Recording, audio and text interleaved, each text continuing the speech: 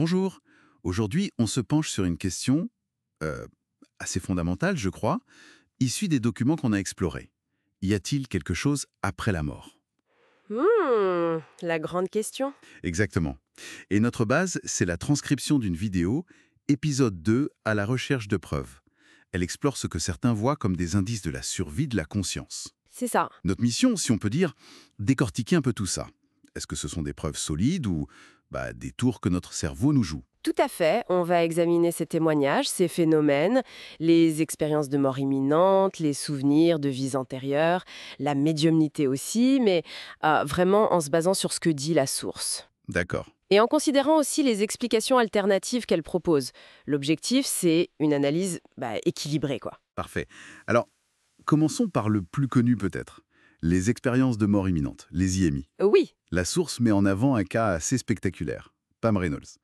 Opéré en 91 pour un anévrisme cérébral. oui, un cas souvent cité. L'opération était très lourde. Arrêt cardiaque, hypothermique. C'est ça. Corps refroidi à 15 degrés, sang drainé, cœur arrêté. Et surtout, aucune activité cérébrale mesurable, pendant 45 minutes. 45 minutes. Cliniquement morte, donc. Voilà. Et c'est là que ça devient vraiment interpellant. Pam Reynolds a décrit des choses très précises. Ah oui, Des instruments chirurgicaux spécifiques, des conversations entre les médecins, même la musique qu'écoutait le chirurgien. incroyable. Et tout ça pendant que son cerveau était éteint. C'est ce que son témoignage suggère, oui. La source mentionne aussi l'étude du docteur Pin Valmomel. Mhm. Sur 344 survivants d'arrêt cardiaque, 18%, donc presque 1 sur 5, rapportaient une expérience consciente. C'est pas négligeable. Non, c'est sûr. Et ces EMI, d'après la source, elles ont souvent des points communs, n'est-ce pas? Oui, des schémas récurrents, la sortie du corps, le fameux tunnel de lumière. La rencontre avec des êtres, parfois liés aux croyances de la personne. Exactement. La revue de vie aussi, et puis ce sentiment de devoir revenir. Ce qui est frappant d'après ce qu'on lit, c'est la précision des détails parfois, la cohérence entre les récits malgré les cultures. Et l'impact sur les gens après, ça c'est très fort aussi. Oui, une perte de la peur de la mort, plus d'altruisme, c'est assez profond comme changement. Tout à fait.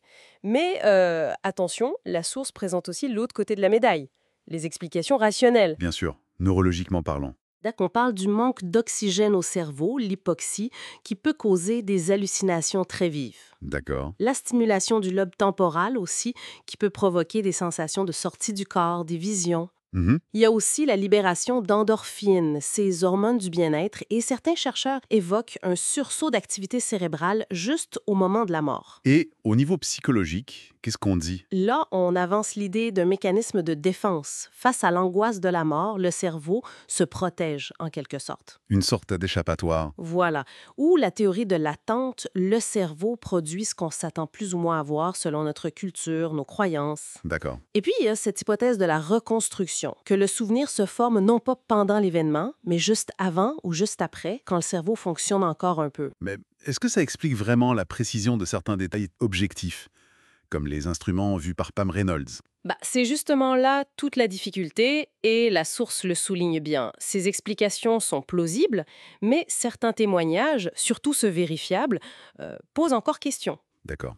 Après les OMI, la source aborde un autre sujet, tout aussi troublant, les souvenirs de vie antérieure. Ah oui, les travaux de Ian Stevenson, c'est une référence dans ce domaine, Plus de 3000 cas étudiés, c'est ça? surtout chez les enfants. Exactement. Et l'exemple de Shanti Devi est assez bluffant, né en 1926 en Inde. Et dès 4 ans, elle donne des détails hyper précis sur une vie passée à Mathura. Oui, le nom de son ancien mari, son métier, l'adresse, des détails intimes de leur vie. Et ça a été vérifié. Apparemment, oui, par une commission d'enquête. Ils ont même retrouvé de l'argent qu'elle disait avoir caché. Incroyable. Stevenson a aussi documenté des cas de marques de naissance. Oui, des marques qui correspondraient à des blessures mortelles de la vie précédente allégée. C'est troublant. C'est le moins qu'on puisse dire. Mais là aussi, il y a des bémols, des explications alternatives. Bien sûr, la source les mentionne. Simple coïncidence, information obtenue sans s'en rendre compte, la cryptomnésie. La cryptomnésie, Oui, c'est quand on pense avoir une idée nouvelle alors qu'on l'a lue ou entendue quelque part sans s'en souvenir. L'influence de l'entourage aussi, même involontaire. d'accord. Le document parle aussi brièvement de la médiumnité, le contact avec les défunts et des expériences de mort partagées. Celle vécue par l'entourage du mourant. Voilà, tout en soulignant la difficulté d'avoir des preuves solides, le risque de charlatanisme pour les médiums, Mhm. mais en notant qu'il existe des cas, même étudiés en double aveugle, qui restent difficiles à expliquer simplement. Donc, si on résume, d'un côté, on a une accumulation de témoignages assez impressionnante, cohérents, détaillés, difficiles à expliquer par la science actuelle. C'est ça. Et de l'autre côté, pour chaque phénomène, la source elle-même propose des explications alternatives, qui sont plausibles, hein. Neurologie, psychologie, mémoire. Du coup, la question reste entière. Est-ce qu'on est face aux premiers indices d'une réalité plus vaste, où la conscience survit? Ou est-ce qu'on interprète juste des processus cérébraux et psychologiques très complexes qui se manifestent dans des situations extrêmes? La source, elle, ne tranche pas. Elle expose cette tension. C'est vrai que cette exploration nous laisse avec cette confrontation entre des récits humains très forts et la recherche d'explications rationnelles qui ne couvrent peut-être pas tout. Exactement. Et pour conclure, il y a une pensée assez stimulante qui est soulevée à la toute fin du document. Ah oui? Et si le cerveau, finalement, n'était pas le producteur de la conscience, Hmm. mais plutôt une sorte de récepteur, une interface, un filtre? Hmm. L'idée du cerveau comme une radio qui capte la conscience. Un peu ça, oui.